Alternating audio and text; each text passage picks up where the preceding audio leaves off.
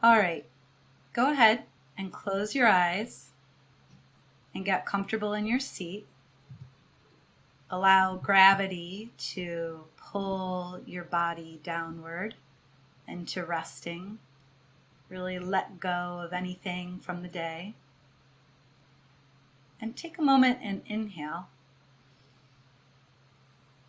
And then exhale. And inhale again. And as you exhale, loosen up into your seat one more time. And inhale one last time. And really rest into your seat with the exhale. And let go. Maybe even give yourself a little wiggle to relax. And now take a moment and say in your head, I now call all of me into myself. I now call all of my energy into me. I now call on all of my energy throughout all space, time, all dimensions. I call all of my energy into me. And feel how that changes the body. Notice how your cells feel. You might notice a little bit more energy in all of your body. And one more time, say to yourself, I now call all of my energy across all space, time, dimensions. I now call all of my energy into me. And feel into your heart. Maybe even put a hand over your heart now. And feel the energy settling into your body. And now imagine for a moment that you have a dial in front of you. And it's a dial that will adjust your energy. And for this moment, I want you to see the dial saying that the dial is set for acceptance of all that is, acceptance of all that is, acceptance of all of me. And reach out and tune that dial to the frequency of acceptance of all of me.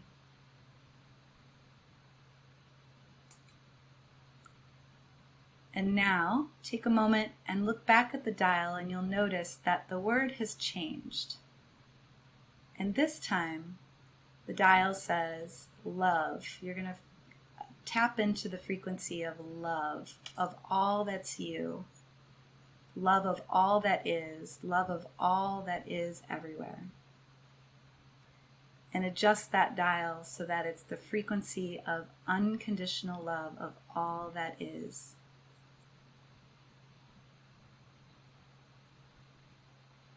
And now take the dial and take a look at it one more time. And this time, the word is harmony. The word is harmony. Notice harmony for all that is. And reach out and adjust that dial to the frequency of harmony of all that is. And feel that in the body. Feel what harmony feels like in your body. You might feel into your organs, your heart, your lungs, your liver, your kidney, your eyes, your throat. You might also reach into each of the cells of one of those organs and notice the harmony of all of the cells within that organ. Feel the vibration of that infinite harmony within your system. Feel the infinite wisdom that your cells know when you tune to harmony that they feel harmonious with each other. And now take a moment, and the dial that you had before, that you were tuning into frequencies, imagine for a moment that now it has the numbers 0 through 10. And I want you to turn it all the way up so the volume is all the way at a 10. The amount of harmony that's pouring through your body is amplified, magnified, is at the highest setting, that all of the harmony of the whole universe, you can feel it resonating into each and every cell of your body. And just sit and enjoy. You may notice that the cells feel like they're replenishing, rejuvenating, regenerating, that this harmony has a way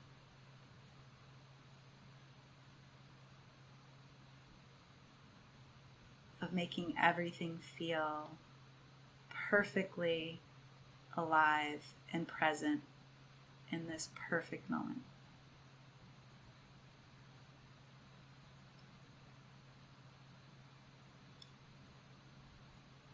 And now,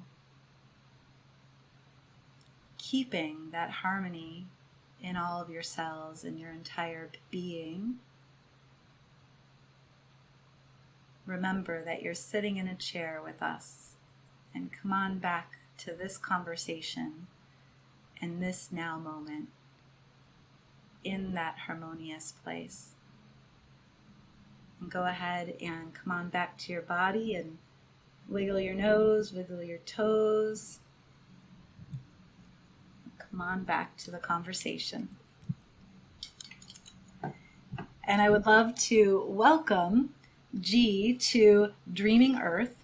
G is the founder of Human 11. He describes himself as part monkey, part Martian, which I absolutely love. It's one of the most magical things about him. He is a systems visionary. He is aware of unseen patterns in human behavior and human life. And he sees things in colors, in patterns, in textures, and through the lens of harmonious patterns, which is why we had this visualization that came through today. And one of the things I love about G as a human being is that he's so curious, he's so humble, and he's so kind. He is just infinitely kind. I'm so grateful. He is this grounding presence. You're going to feel it in his voice. So I'm welcoming now G to Dreaming Earth. Thank you so much for being here. Oh, thank you for that introduction, Stacy. That was wonderful. Yeah. I'm really happy to be here and to be speaking with someone of your heart and openness and magical ways of living, which is incredibly inspiring.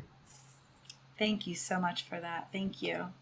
I love that here we are talking about harmonious, and I heard some emergency vehicles in the background go by, and it's so wonderful to hear your grounded voice amidst that. It's like no matter what's going on in the external world, I know that you're always going to have that groundedness to you. So I wanted to ask you about your MTP, your transformative purpose, your massively transformative purpose, because when I heard you say it, I wondered what you meant by it. So your MTP is to stand for a full spectrum life.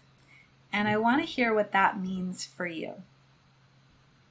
Thank you for asking like that. When I think of full spectrum, I think of the actual prism or the spectrum of color. And that matches Maslow's hierarchy of human needs. So I'm imagining Maslow's hierarchy of human needs on top of a human body, and all the colors lighting up for that human being so that they have everything from the base needs covered all the way up to being able to have an experience of self-actualization if they wish to have it. So Really? it's freedom. on all levels or dimensions that's possible for each person to conceive.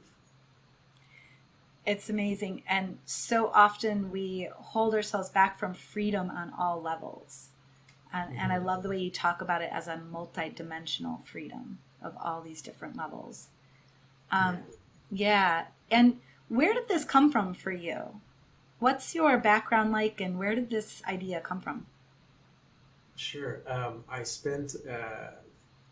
started in engineering, but I quickly went into film work because I wanted to paint and draw and basically have fun with a vocation in my life. So I learned how to paint and draw, and in school, while I was learning the color theory, like how light and color, how to paint it and reproduce something that's either inside of your head, which means you got to create something that doesn't exist, or to reproduce something exactly the way you see it and back on paper. So, like a photocopying machine. So, as I was learning this, learning both ways, it trained my left brain and my right brain to kind of see the similarities between both. And as I did any type of inner travel or meditation or personal development, a map started forming in my head that was visual. And so this visual map went almost beyond sound as well. And a lot of people understand and resonate through sound or music. But I had a block with language as well as with sound, because everyone has a different sound or song that they like, or taste in music, or voices even. So beyond sound, this visual kept popping up, and it was of a human being lighting up. And the human being lighting up meant that their body center was bright, that their heart center was bright, and that their mind center was bright, or just lit up. So all three together gave me that visual of a human being that's on, which I would describe as number one, or that's off, which I would describe as zero. And in color, there's nothing wrong with zero, because zero is also black, and black is the absence of color. So it was this mix between color and light, zero and one, that had this bridge between it, and it was the color spectrum. So that's how that was mapped on top of Maslow's and every other modality I could find, including Eastern philosophy, which was chakras, that I did not grow up with, but I could see. That's beautiful. And what I love about it is I think oftentimes people think about turning to the light as the higher or the better.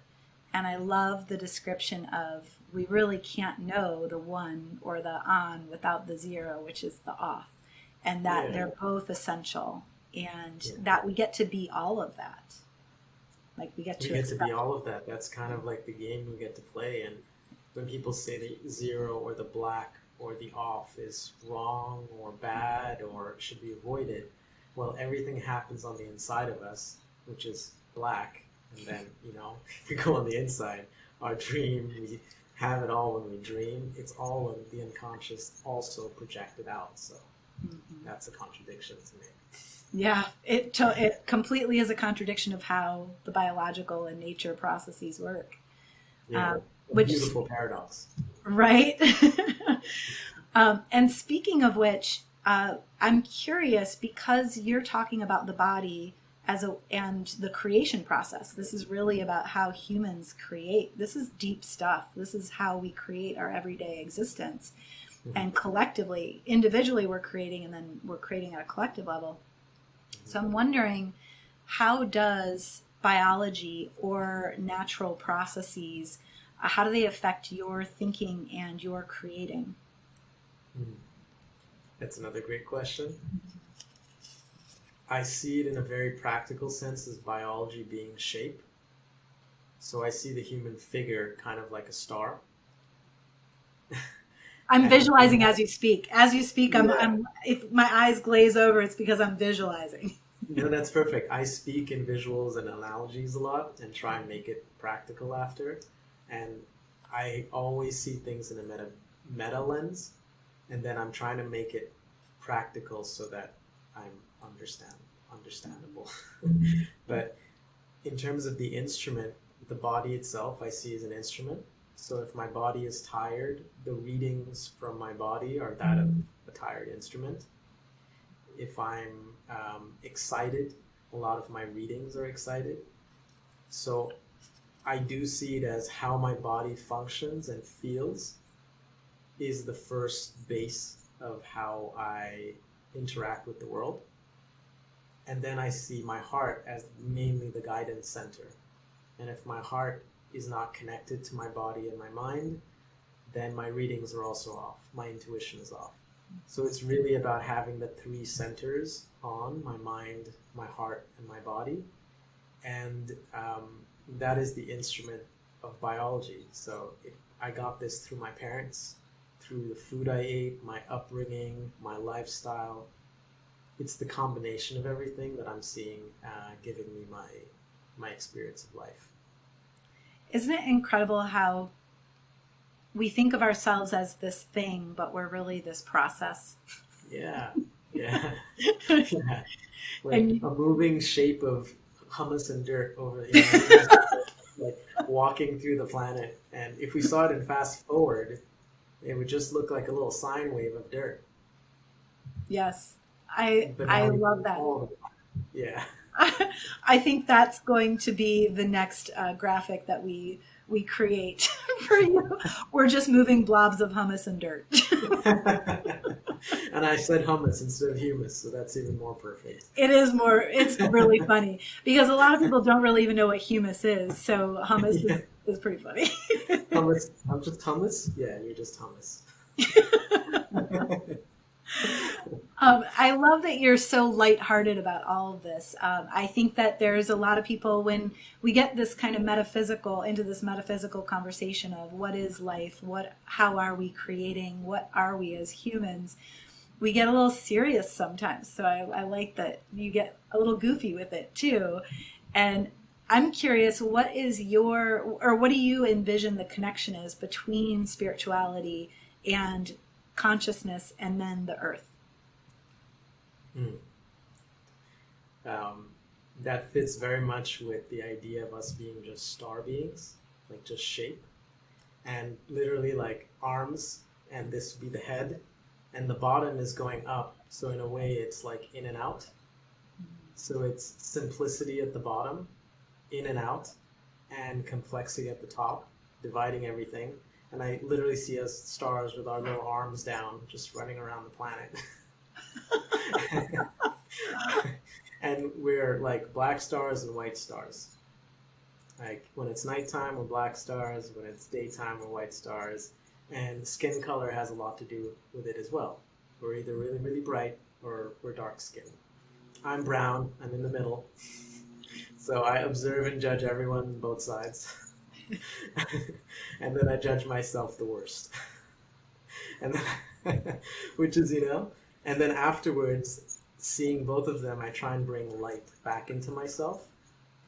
And to bring light, I need some sort of ordering to bring some order into my world. And that ordering has been done with symbols, with numbers, with language, and eventually with science.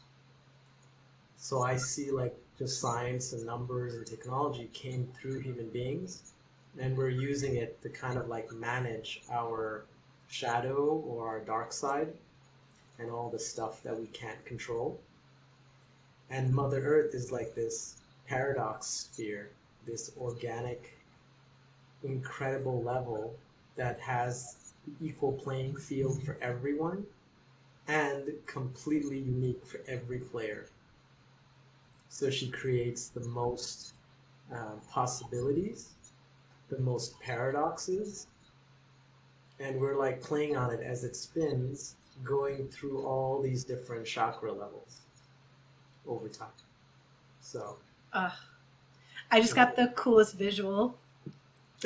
I saw I saw the fractals of us, right? I saw the fractals of the infinite, the abundance of the reflections. And when you were talking about technology being this way for us to order and mathematically organize a bit and reflect back to us, right? I started to see all of the sort of infinite potentials reflected back to me, my version of it that gets reflected back to me on my playground earth. And like your playground earth is totally different, right? Exactly. Each different, complete different lenses and perception. Oh my gosh. My brain always goes, you said earlier we're this sort of like sine wave of of dirt. Whenever I organize, my brain tends to go towards more of a frequency level. And this star game has me playing, the star visual has me playing some has some new lenses to it for me. Yeah, thank you for that. And it's always being fed new infinite from the earth, you were saying, and infinite in and out, right? Fed. Man, so we've been talking about what is this place? What is this place, Earth? What are we? And it's important for everything we do. It's important for how we brush our teeth. It's important for how we communicate. This is the essence. This is the essence of life. Yeah. Totally. I see it as like when I look at myself as just a star being and remove all the other labels. Yeah. Well, if I'm a black star, for example, my inner light would be a white star. And if I went into that white star, there would be another black star, and it'd be an infinite fractal. And so that how I am in terms of complexity above and simplicity below and connected with the heart, why I even brush my teeth is important. Like why we wear clothes, why we speak, why we move, why we do anything that we do is really important. And I feel that's one of the main things in the world today. We don't have this unified understanding or even visual of a unified vision, dream, mission, or purpose. Which is why I loved your question about MTP in the beginning. It forced me to think my massively transformative purpose. I see that in one quadrant. And then I see my purpose in one quadrant, and then my mission in another quadrant.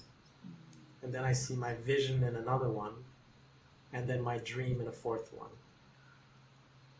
And those four aren't always connected. And when one of them is missing, I think the other three are always looking for the fourth one. Yeah. So that gives me my movement and moving forward. And if you ask me why I brush my teeth, the answer is in one of those quadrants. Oh my gosh. I love this so much. I love this new idea of the unified field that you created, where the movement is it's finding that balance again. It's finding that balance point again is how we move. This concept that balance is not about a static point, but it's about the weaving in and out of all these different pieces. Yeah. So good. That sine wave is exactly true. It's different. It's a frequency. So the sine wave is the average, but everyone has a different frequency. So, yeah. Man, I'm having so much fun. So we've been talking about a little bit now about the unified field, and some people call it the quantum field. People are always looking for the unified theory of what holds everything together. And you're expressing a visual cues to help us understand this unified field. And so I'm curious, a lot of people talk about you even mentioned it, that when you're asleep, you're a black star. When you're awake, you're a white star, and you're kind of going back and forth between the two in that way. So we have these night dreams, but we also have these daydreams.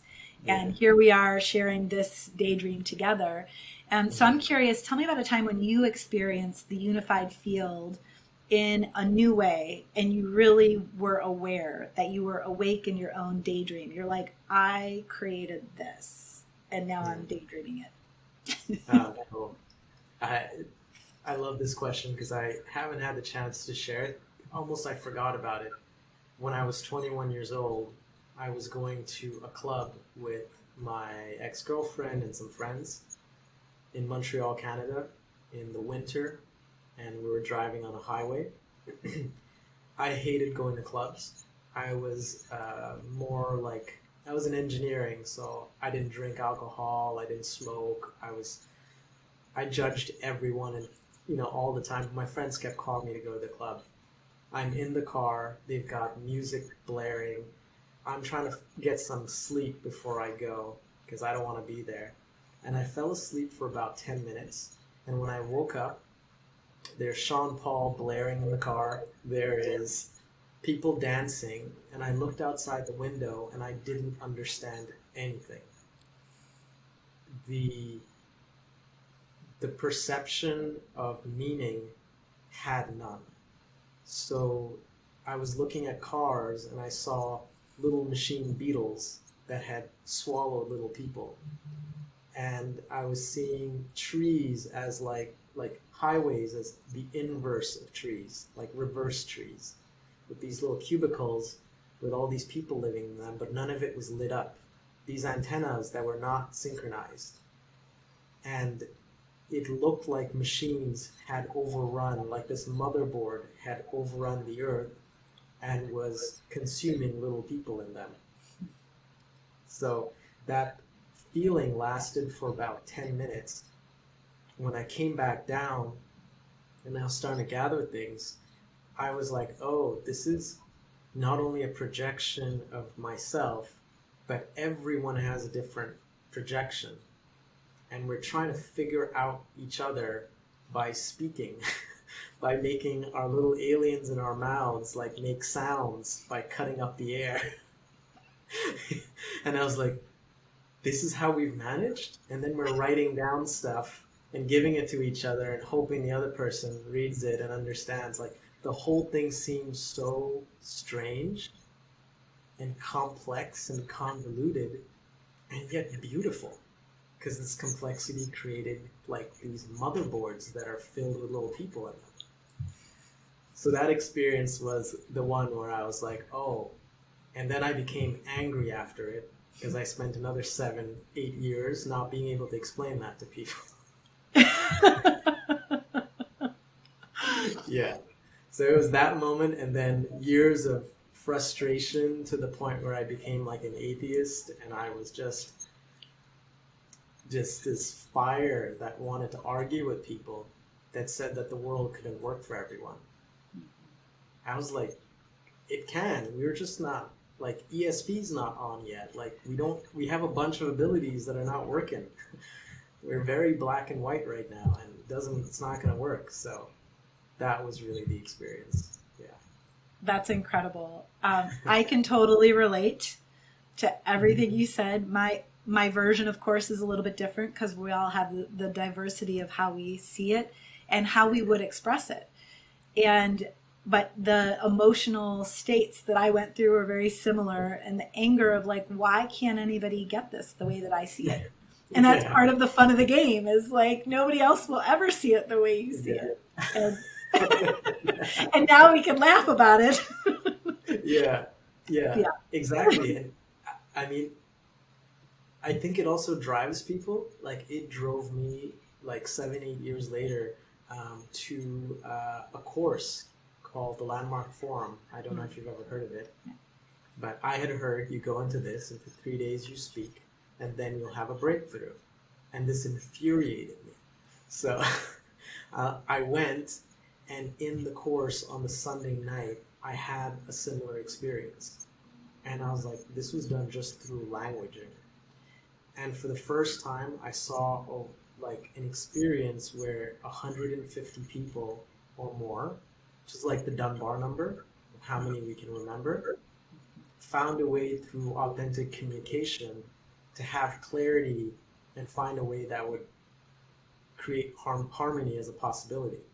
So I was so moved by that. And then I left going, okay, I found something incredible. And then spent more years just arguing with people about it. So then I was like, okay, so there is no one way. That's what I ended up seeing. I was like, oh, there's a million puzzles out there. They could all say the same thing, and they all might map one piece of the full multi-dimensions of a human being.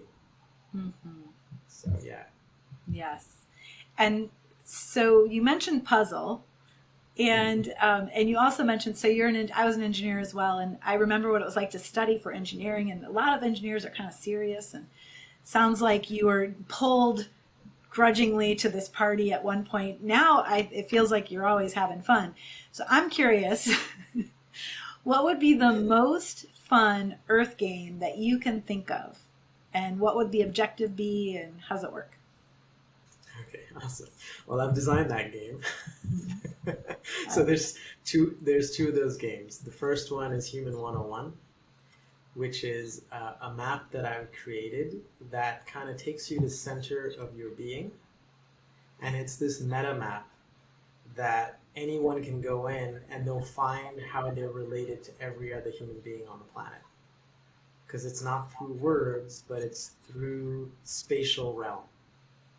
So like these 4 lenses that I described, purpose, mission, vision, and dream, there's many 4-quadrant systems out there, tons of them. So instead of putting the word on it, I just created the concept of the quadrant. So it's a space you can walk into and you can map your own story, but you can also overlay that on top of other people's stories. So it becomes like this Rubik's Cube of lenses. And so it becomes like this collective puzzle where everyone can go in, they can figure out what their puzzle piece looks like on the inside of their head, and then we can match those to other people's and other communities. So we can create this like frequency of harmony just through visuals first. And then we put it together with sound. So this game will be played over 11 years, 2 years to 11 years, with each person choosing their community.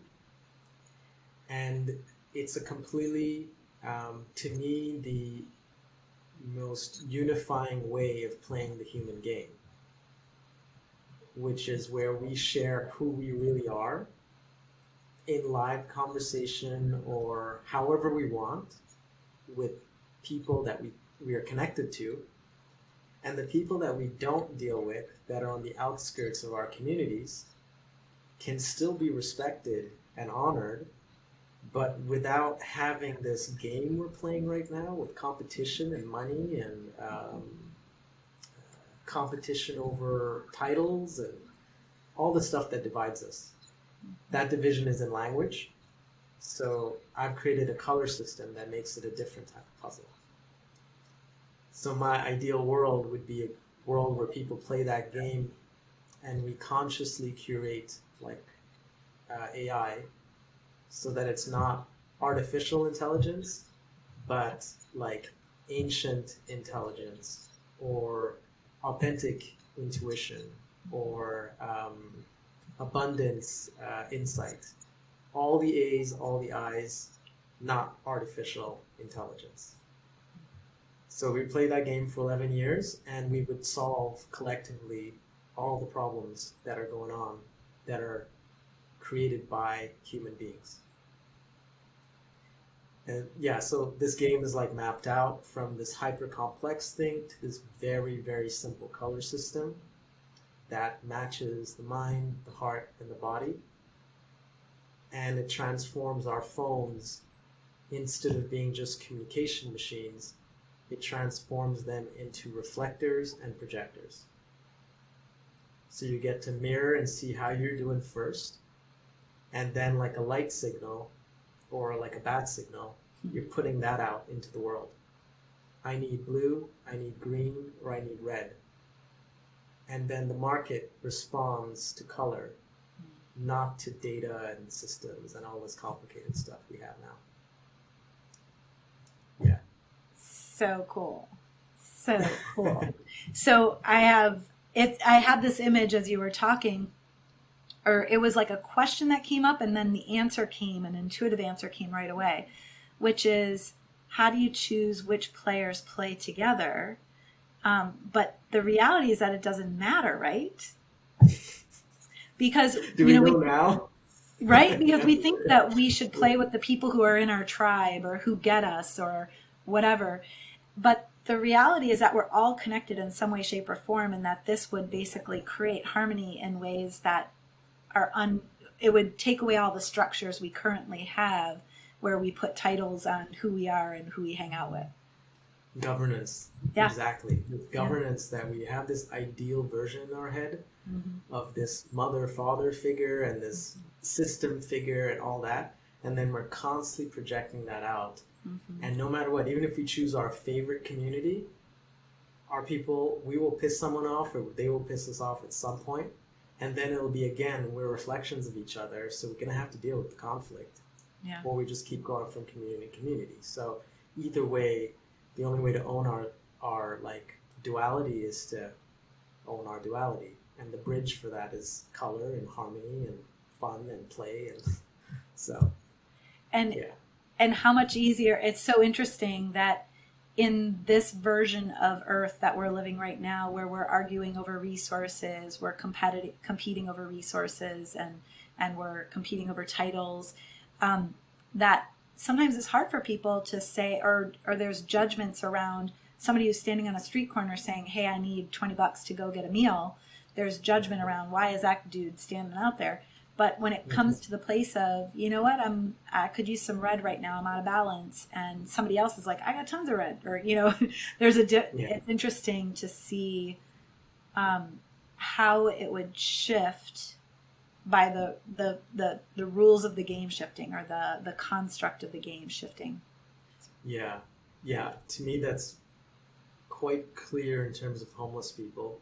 They're the reality of how resilient a human being can be, how much stuff can go on them and how much they can still carry it and still keep living.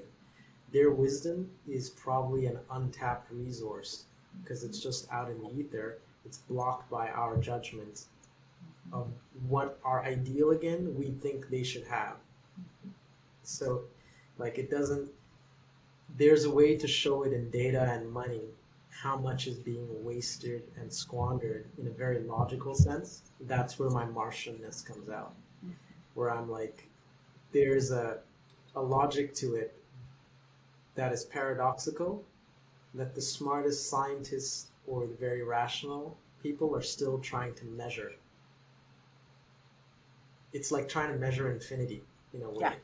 Like instead of measuring infinity, there's more practical problems in the world that can be harmonized and gamified, and there's another game. What I'm saying, it's right here on Earth. Yeah, and what I love about what you just said too is that we sometimes think of like a thing in front of us as having value. Like this earring has value, this shirt has value. But the reality is that the value of this thing is all the life that has exchanged hands in order for it to be, all of the insects that have been in the dirt that fed the cotton, and all of the air and the photosynthesis, and then our exchange of, there's so much exchange. And so your system is on this sort of more pure exchange system. Yeah. The exchange is almost like based on a pause. It's like to have full exchange. It's like sometimes compliments will come, and people have systems to deal with compliments or insults. And if our energy system can't absorb it well, what will be helpful is like a pause button to actually see how that's coming through to us, like to slow it down. Yeah. That's what I see happening with technology and language and data and analyzing, is we're getting cut up by our analysis and evaluations, and we need like a pause or a shield button before that enters our system. Yeah. And we have that now because everyone carries these in our pockets, most of the world. So that's it's just not connected. And the third eye is what it is to me. It's the manifested, fragmented third eye distributed all over the world, and it's not connected yet. And the thing that makes it connect is when we realize we're all one, but we're all unique, and the world can work for everyone, that we're all on the same video game level. Right now, it's not taken for granted. It's up for debate still. Yeah. Yeah. And I love the way that you said that we're all on the same video game level. Hmm. We're, like people think they're playing the same game, but oh, I'm at this level because I'm Yeah. right. I love that we're all one. We're on the same level playing together. Yeah. Like Yeah. in timeline, we would all be lined up, young, poor, all alike, in one line. Yeah. No one would know exactly what's coming forward. Yeah. Sure, in age, in North Cartesian time, there's older people with different experience, but that's what's mixing everyone up. Well, how do you calculate an older person's wisdom versus a younger person's enthusiasm? Mm-hmm. These are not, they don't, no language, no data for that. This Yeah. is speaking matters of the heart in the end. It's powerful. You Yeah. said earlier 2 games. Yeah. What's the second game? The second game is Human 11. So the first game is Human 101, where people get to go in and see their basics of what lights them up, what makes them work. And then Human 11 is how we change the economy and safeguard the economy and actually turn on currency.